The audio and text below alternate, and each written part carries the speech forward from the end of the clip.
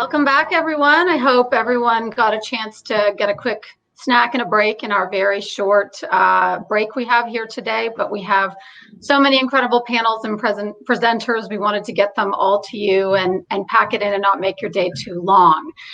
So in that vein, we're going to move on to a really exciting session that we've got today.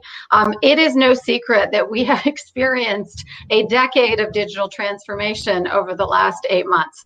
It has truly been incredible. And as Senator Deakin said this morning, we're never slowing down again. So this is going to just continue to move forward. We are going to have a panel today of experts who are going to talk to you about that idea of gradually, then suddenly we've hit our peak with digital transformation and what's going to come. And I'd like to reintroduce Zach Miller, who's going to come back and moderate this panel. And we're all in good hands with Zach, who deals with this every day as editor of Tearsheet. So over to you, Zach. Oh, thanks, Jennifer, and thanks for putting on a great conference. So it's definitely, I'm Zach Miller, editor-in-chief at Tearsheet, and one thing we're hearing from a lot of our guests in our reporting, in our podcast is, that COVID accelerated a transformation, digital transformation that was already underway. So I think that's really going to be the topic of today's panel. Before we start, I'd like each one of our panelists to introduce themselves briefly. We'll start with Simona. Sure. Hi, everybody. It's great to be here. So my name is Simona Salter, and I lead payment strategy and digital commerce for RBC. So really looking forward to having a great conversation about how digital has accelerated, as Zach just mentioned. Amazing. Matthew, can you introduce yourself? Hi, everybody. My name is Matt Mehrotra. I lead BMO's digital product management team. So we're the team that's accountable for the customer-facing digital sales and service experiences at BMO. Wonderful. And last but certainly not least, Patrick. Hi, everyone. My name is Patrick Diab. I'm the Chief Product Officer at Moneris, and I'm happy to be here, and thank you for listening to us. Wonderful. So very interesting panel with different perspectives on what's happening in terms of digital. So as we started out the panel saying, COVID has significantly changed an accelerated adoption of digital. We know that story. That story has been reported. That story has been talked about. I think I'm curious to hear from each one of you, like who these new users are and what's different about, if there is anything different about these users. And lastly, and I'll ask you this if you forget, I know it's 3 questions rolled into one. How is that impacting your business? So can we start with Matt? Sure. So I think just as I step back here for a second, my perspective is really about kind of all of the retail banking customers that you might imagine, right? The digital platforms that we focus on are the kind of core online mobile banking, US and Canada. When I think about adoption, I mean, a lot of people have this misconception that it's been this really kind of small pocket of resistant clients that have decided to kind of embrace digital. It's just not the case. It's been a pretty broad-based acceleration, certainly skewed higher in terms of age because that was kind of your later stage adopters from a digital perspective. But we've had pretty broad-based increases. And more importantly, I think adoption is one thing, which to me is like just, do you use digital for kind of any type of banking on a day-to-day basis? Engagement's another. And what we have seen is dramatic increases in engagement, both in terms of payment volume, the range of services our clients are using, and then consequently, some of the substitute services that we've historically offered, things related to cash, are way, way, way down. So we've seen kind of all the migration you've been reading about. We do feel like it's pretty broad-based, and certainly engagement has risen in line with what you'd expect. From a strategy perspective, I always like to say, like, I don't think this has really changed, at least the strategy of the part of the bank that I'm involved with. We've always been focused on trying to drive a broad-based increase in self-service options for our customers so we can meet them where they are. What this has certainly done is given us even greater impetus to do that and do it faster. And so we've basically just been accelerating a lot of efforts that we already had underway, trying to increase the kind of base focus areas that we're working on and going broader and deeper, so to speak. So you talked about this skewing maybe a little bit older, but it sounds like just it was a broad base, I guess, Yes. further adoption of digital channels. Are they is this group, I guess it's not really a cohort because it's really everybody, but are they behaving differently than they have in the past? It's funny. So what we saw at the beginning was basically you'd have these early adopters that were starting to engage with us digitally. There was it's hard to actually read what's really happening, but from the data, it felt to me like hesitancy, like they would pay one bill that was probably the one that was due at that moment in time. And then there was like a bit of a lull.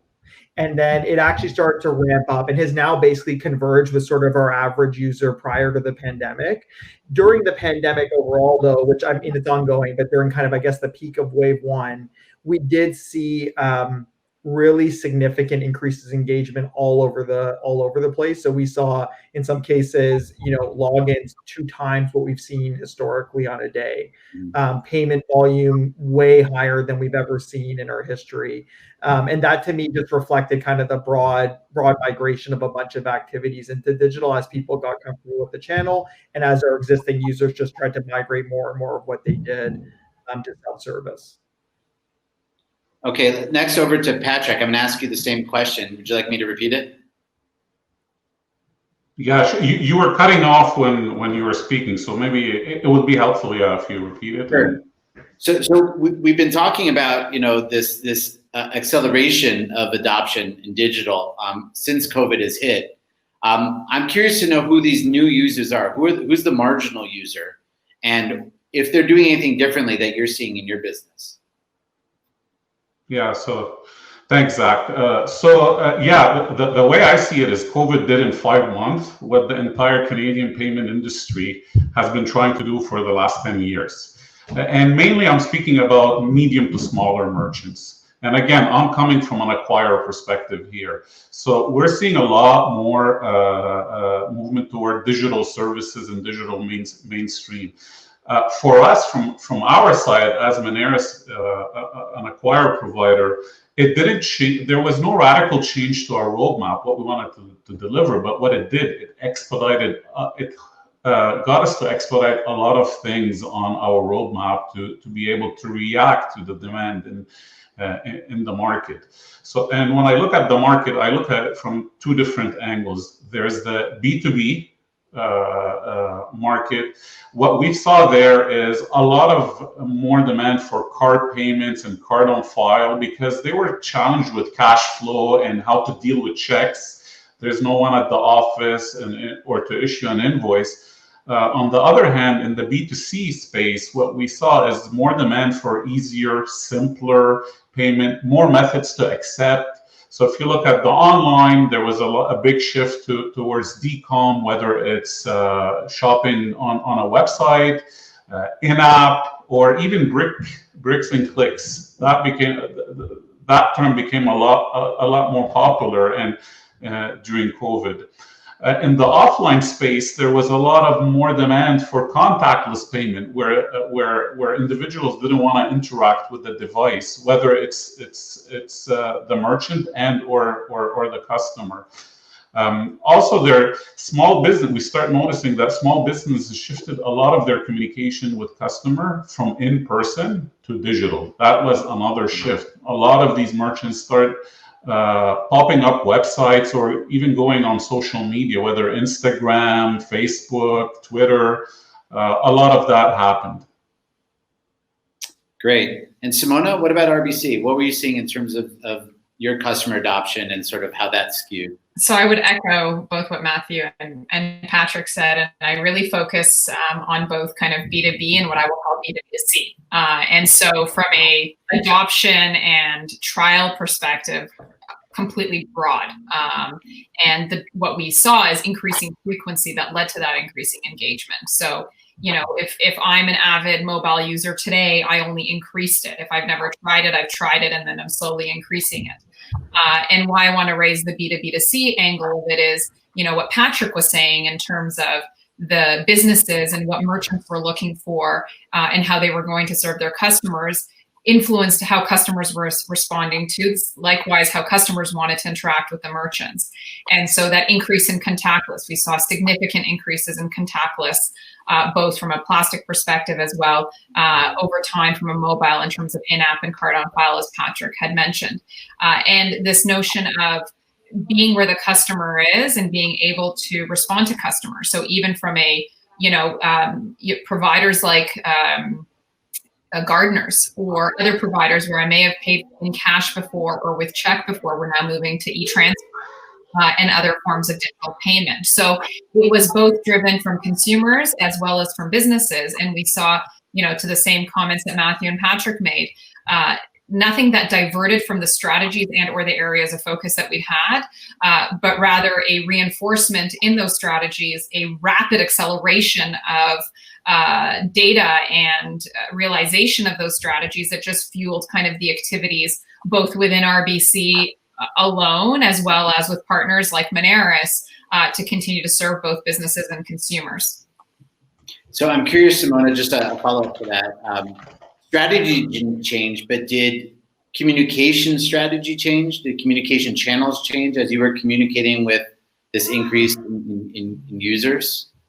Well, there was a significant amount of effort to ensure, number one, that we were communicating with our frontline staff that was serving customers, as well as with our consumer and with our clients.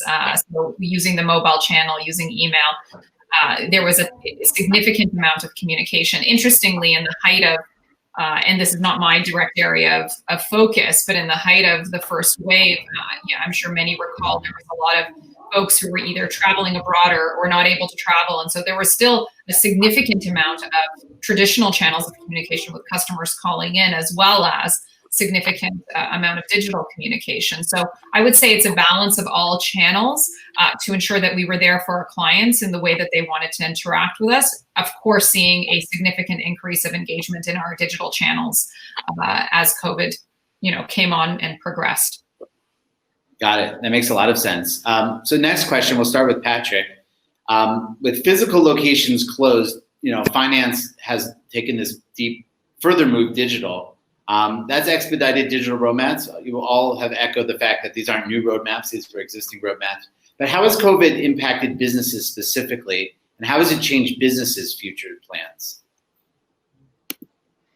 So a lot of the businesses that were offline had to move into an online method. Again, whether it's digital e-com in the space or brick and click. So in a recent survey that Leisure did is 76% of Canadians intend to shop online this season. But what's more important is 70% of them, they plan on shopping locally within local shops. So what we did what Moneris did in response is we launched a product that's called Moneris Online in partnership with Bookmark and UPS. And interesting enough, and for everyone that's listening, we're waiving the fee for 6 months for RBC clients, and for anyone else, it's 3 months. So the package is in partnership with RBC.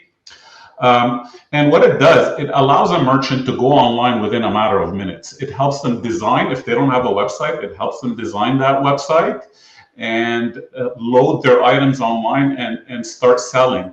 And in partnership with UPS, it comes in with a deal for shipping and good rates within the Canadian environment. Now, what we did at the same time is we enhanced our fraud tools because, again, with the increased online business, what you're going to see is increase of fraud. So we enhanced our fraud tools. It's part of the package. And we're adding more and more value-added services to that package. What you're going to see coming next is maybe something like help you marketing your business. That's like a value-added services in partnership with some marketing experts that you can speak to someone and they will help you market your business because that's not your expertise, a small to medium-sized business. Now, on the other side, what we launched is our Moneris Go terminal. It's a smart terminal. It's Android-based. And what's special about this terminal, it operates online whether you're in your store, if you walk outside, it will automatically switch to 4G. So if you want to switch to brick and click, it helps you with that scenario.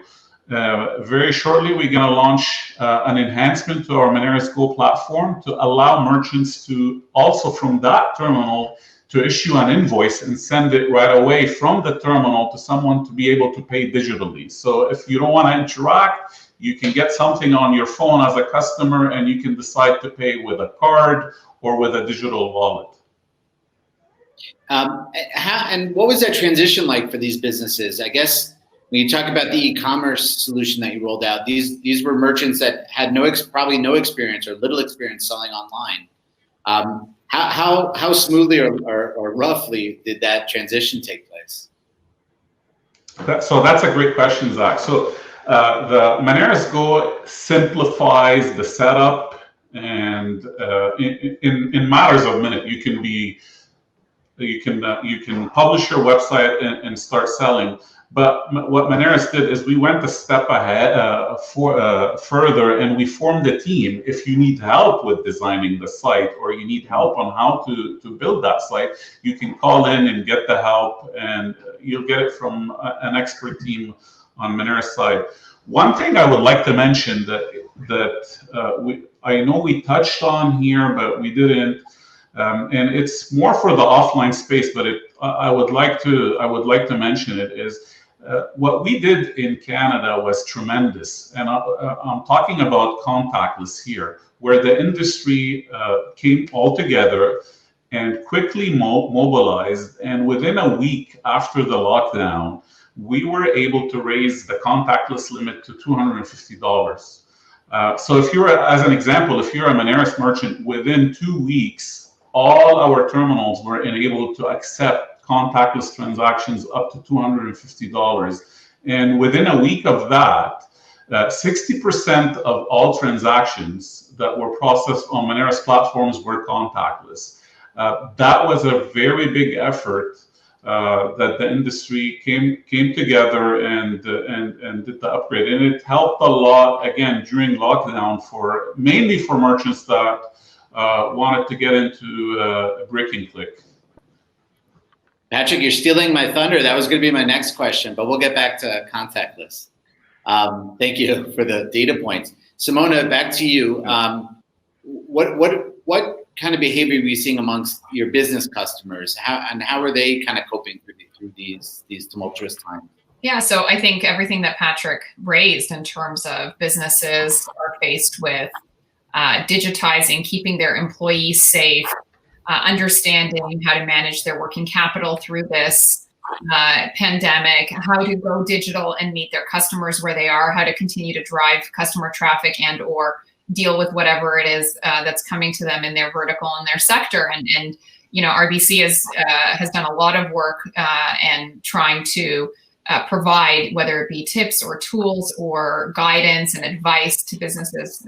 There's a lot of work happening on the business financial services side to ensure that businesses are receiving the advice that they need. And that's where the partnership with Moneris came in terms of extending the Moneris online value proposition to our business clients and to really create an integrated end-to-end digital account open process and onboarding journey to enable a business to set up their business online with the support of the Moneris team. And so, you know, businesses are faced with so much. Entrepreneurs are faced with so much. They're, you know, wearing so many different hats. And so this pandemic is really, you know, having everyone rethink how they go to market and how do they meet their customers and how do they keep their employees safe. And so that's what we're seeing from businesses. And that's why we're trying to find different ways to support our businesses. I do want to mention something that Patrick talked about in terms of industry collaboration. In my tenure in this industry, I have not seen the industry move as quickly and collaborate as swiftly as it did. And when I say industry, I mean, you know, financial services, acquirers, processors, and merchants. And so that enablement, that partnership to really enable something in the market was amazing to be a part of. and everyone was being guided by two things. One, how do we help businesses serve their customers and keep their employees safe? And how do we enable consumers to get those groceries that they're looking for, or go to the drugstore that they're seeking to in the height of lockdown? So it was truly, truly incredible, and I felt privileged to be a part of it. That's amazing. I just want to ask a follow-up question. So I'm intrigued by this Moneris RBC partnership and how that's helping small businesses. Is that sort of a new step, I guess, for RBC as a bank in terms of what types of services you would provide to your customers? Like it's a step above and beyond, I think, what an average business customer might rely on their financial institution to help them with. Do you see the bank maybe moving into more services like that in the future? So I think it's important to note that Moneris and RBC have had a long-standing partnership. And so, our business clients are, there's many of our business clients who are Moneris customers as well. And so what was new was the digitization of what we brought to market. What was new was the ease and simplicity and the frictionless of what we brought to market. What was new was kind of going to where the business was in the moment in time and enabling them to pivot their business as easily and as quickly as possible in a digital way. So I just, that's what was new from a, historical standpoint and a pre-COVID, if I will, standpoint. There's been a long-standing partnership with Moneris, and so we would, this is not a new thing that we would be offering our clients services and or having them become Moneris customers. It was more the how in this digitized COVID era. Got it. And Matt, over to you in terms of BMO. What were you seeing in terms of the behavior of your business customers, and what were they looking for from their financial institution? What kind of help were they looking for? Yeah, third in line is always tough on these questions, but I would say that between Patrick and Simona, they've covered a lot of the insights from a business client perspective. I do think that we have seen it from a customer transactional perspective that would reinforce everything that's been said here. Just this dramatic shift to e-commerce, how fast that's actually happened. In some cases, it's relatively novel users who need specific help that businesses are then kind of forced to provide them if they want to kind of keep driving their business forward. The thread that I would draw on this that seems to kind of span across all the different businesses, including banks, but obviously all of our clients as well, is just before there was kind of like this optional sort of progressive digitization underway for these very high volume, kind of low value activities that has been going on for years and years and years. The thing that this has driven is just this need to jump like 3 steps forward. Every single thing needs to be available. It doesn't matter how complex it is, to the point, the process that Simona and Patrick are talking about. I mean, that's not a trivial thing to digitize end to end. But you had to do it in this environment. And I think businesses are coping with that as well. And certainly to Patrick's point, it's really hard if you weren't on the journey to start with, to basically jump on the treadmill and cover up, years and years of lost ground. So I think BMO, lots of other institutions, Moneris certainly are there to help clients do that. But it's definitely a unique challenge. So how did some of those customers, I guess, specifically to BMO, how are they relying or how are they leaning on their financial institution and during this stressful time? Yeah, I mean, I think you saw what happened, right? Wave 1, and it's progressed since then. You've seen clients, exactly as Simona said, right, in positions of pretty significant financial distress that needed help and advice navigating the crisis. How do they move through from a cash flow perspective? How do they digitize fast enough? And actually what I think distinguishes institutions in a time like this is how well they're able to support their clients through all of those changing dynamics. And so for our clients, it was no different. We certainly had lots of clients that needed support in a bunch of different ways. And we had to provide it to them. And advice, I think, is ultimately at the heart of all of this, because these challenges are not unique, but they're certainly complex. And I think we have a unique lens and ability to offer them the support they need now. Did that require a change in skill set on the BMO side in terms of people delivering that advice? Or was that advice always there and just the channels were more open now? Yeah, I would say I don't know if I would describe it as a change in skill set, but I would describe it as adaptation. Certainly people have been equipped to provide this advice for a long time, and it's been at the heart of a lot of what we've offered. But I do think, everyone transitioned to suddenly this kind of remote model, and the amount of interaction that we had in person went down quite significantly. And so having the tools in place so that clients and our advisors were actually able to meet and connect and have the right conversation was certainly a transition for us, but then of course a transition for the client and the advisor. Now I would say I feel like people have kind of got themselves into a rhythm on this. Certainly, like, everyone's craving human interaction, and it would be easier if we could talk in person. But I think they've overcome that, and largely the same skills that were successful prior to the pandemic are still what's relevant today, and that advice is at the heart of that offering. Got it. That makes a lot of sense. For my next question, we're going to go back to something Patrick mentioned, and that's contactless. Obviously, in an age of social distancing and a fear around cash, contactless seems like a great solution. I'm curious to hear from each of you in your businesses. We'll start with Simona. What role how behavior changed around contactless, and what you're seeing in terms of moving forward with the technology. So I think it's a very similar theme.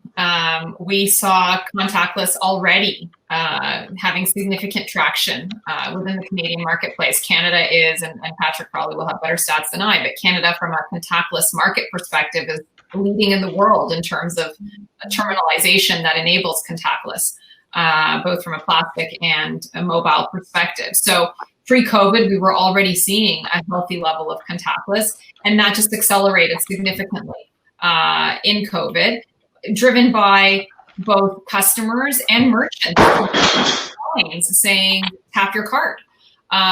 So, you had merchants who were influencing it, you had consumers who were wanting it. And so we saw an acceleration of the trend that was already in existence from a contactless perspective.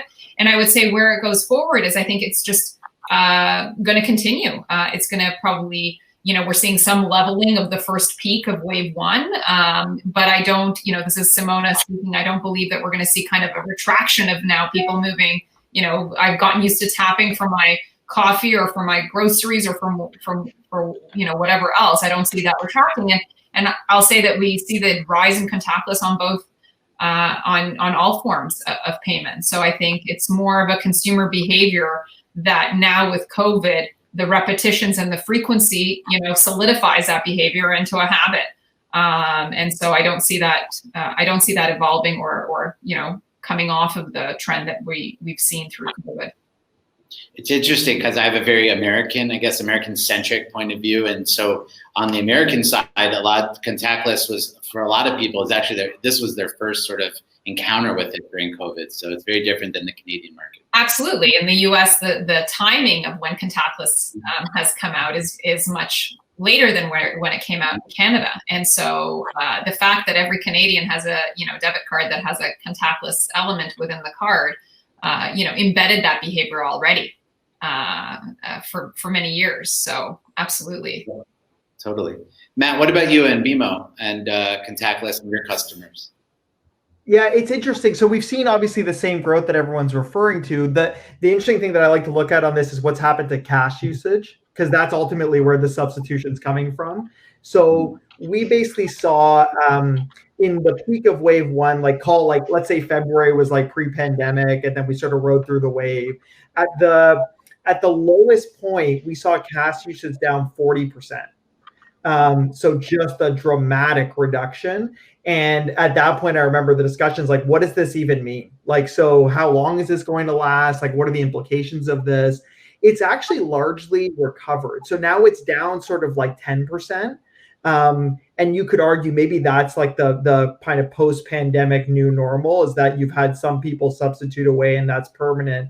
But cash usage is kind of recovered. So I think it's that 10% that I look at and say, okay, that's the thing that's actually probably permanently migrated to contactless, likely more to debit than credit. And I wouldn't expect that to change. I'm not sure where that goes kind of moving forward. My view is that every one of these big dips they lead to like a prolonged reduction that might not be as severe as the dip was originally, but will certainly be additive to where we are today. So if we have another one, maybe that 10% becomes 15 or 20. And so we'll see where that goes. But I think contactless is ultimately the beneficiary of a lot of that.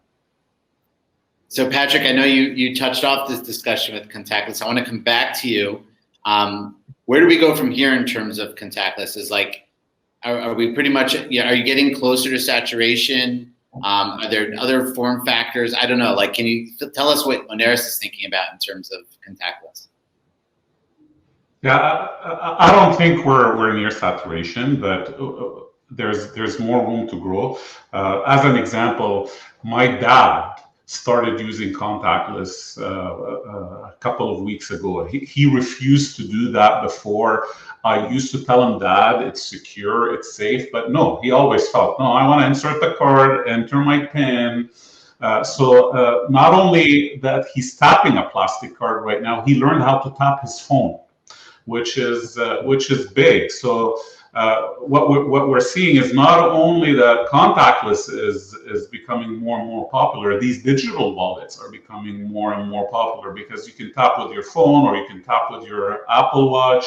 What we're doing at Moneris is going forward, any terminal that we ship out to a merchant is enabled for contactless. And again, pre-COVID, the numbers were healthy, like approximately 40% of all transactions were contactless. Right now, we're seeing approximately 60 because the contactless amount jumped from $100 to $250. So prior 100, maybe if you have a big truck and you're filling up gas or you're at grocery shopping, your bill is up, you couldn't do that. Now you want to do it.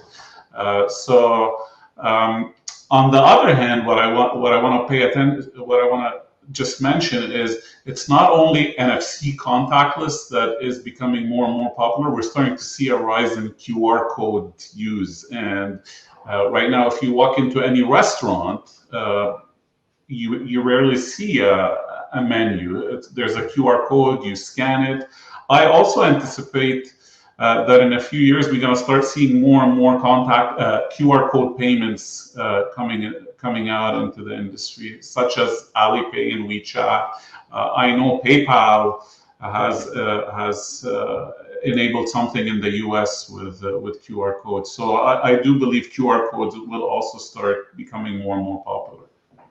Sorry, Zach, if I just may add, I think just building off of what Patrick was saying, another piece that it's the physical, I think Patrick, you said bricks and clicks, right? Like, I think it's the physical, I'm in the store, I'm in the restaurant, but I'm checking out online. So whether it's I'm in the restaurant and I scan the QR code and it pulls me to my menu and I can order and pay at my table and then get the food delivered, or I'm at a retailer and I'm, checking out on their app or whatnot. This whole notion of I'm physically present, but I'm transacting in a digital way, I think is something we are seeing a lot of, and we will continue to see a significant amount of. Yeah. What I would add to that, Simona, is the days where and I used it today, but slowly those terms are going to disappear. Online and offline. It's just going to become there's no more online, offline. It's just I'm conducting commerce. Whichever way I'm doing it, the transaction is happening. Yeah. Matt, I saw you shaking your head, or nodding your head, I should say. Do you have something you want to add to that, or? No, just an agreement. I agree with all these points. There's nothing, the blurring of the lines in particular, like it is actually almost hard to track at this stage what we're talking about. Because it's basically just a conversation about all commerce now and how it actually happens. Great. In the remaining time we have, I'd like to hear from each one of you about sort of what's bubbling for you. Like, what are your big priorities, big projects, big products in the pipeline that you're working on over the next 3 to 9 months, say? And you could just jump in when you're ready. I'm happy to start. I think, as I said before, we are kind of moving down the list here, right? And to Simona's point, the roadmap's there. We're trying to accelerate against it. I would say, like, what characterizes the next 6 to 9 months is more of a focus on kind of higher value advice-based discussions. How do we bring those to a digital context? What's the best way to do that? How do we really meet customers where they are? So we have a number of launches kind of aligned to that, specifically in the advice realm, and then from a commerce perspective as a bank, kind of more of the advice-based kind of sales that historically haven't really been offered through digital, but are now increasingly what clients are looking for. And so we'll expect that to land over the course of the next year or so. Would those be hybrid channels? Meaning, is the advice layer going to have a human component and sort of an automated component to it? It does. It kind of depends, I think, on what interaction specifically. To me, I think there's advice that's really about for mass clients, the avoidance of kind of negative outcomes is what I like to describe. That stuff is more through your phone in context. We need to intercept you in the moment and provide you with a bit of course correction. That to me is like largely digital because it's simple enough that all we're really trying to do is deliver a message. As you move up the value chain, certainly we get into more of the kind of hybrid model that you're describing. So whether that's kind of like a co-pilot type model, or whether it actually ultimately leads to like a more advice-based conversation, there is kind of more of this channel orchestration that happens as the interactions get a bit more complicated. Got it. I can go next. I think just building off of what Matt was saying, it's continuing the roadmap. I think COVID, I think for many of the financial service organizations, COVID also brought different programs that the banks had put out and whatnot. So it's returning to the roadmap and accelerating the roadmap with the key principle of enabling clients' digital commerce needs and taking those points that I mentioned around the Moneris RBC partnership around continuing to enable seamless, frictionless options for our clients, whether it be to receive advice and or ensure that they feel secure as they transact and engage in commerce, be it on the business side or on the consumer side. So new solutions, new experiences that are really focused on enabling that digital commerce experience for our clients. Wonderful. And Patrick? Yeah, just building on both Matthew and Simona. So what I would say is, at least on Moneris side, what we're trying to focus on is we want to deploy more business solutions into the market rather than just focusing on payment, because in today's environment, these businesses, they want to focus on selling rather than looking at solutions and figuring out how to solve for a problem. So the more there's partnerships and integrated value prop between the banks, Moneris, and maybe more value added services into what we're offering, the better. So it's like one package. If I can give, let's take a restaurant example. I always like to give restaurants. If it's one solution that a restaurant can get to handle the menu, the seating, the payment, even their marketing, their banking, their loans, all of these, if they could be packaged and provided, that's what these small to medium-sized businesses are looking for. And that's what Moneris is trying to focus on right now, is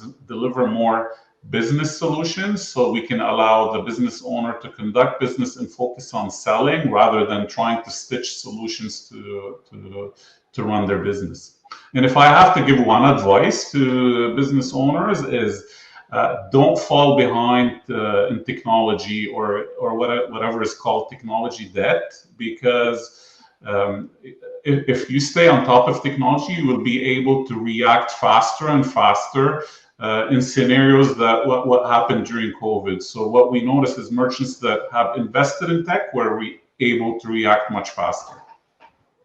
Amazing. So we covered who the new marginal consumer is during this digital transformation, acceleration of digital transformation. We talked about how businesses are interacting now and what their needs are and how you guys are servicing them. And we also heard about the shift to contactless. And we heard basically what's bubbling up for each one of you. So I just wanted to thank Simona, Matthew, and Patrick for joining us on this panel today. And best of luck in your businesses. Thank you.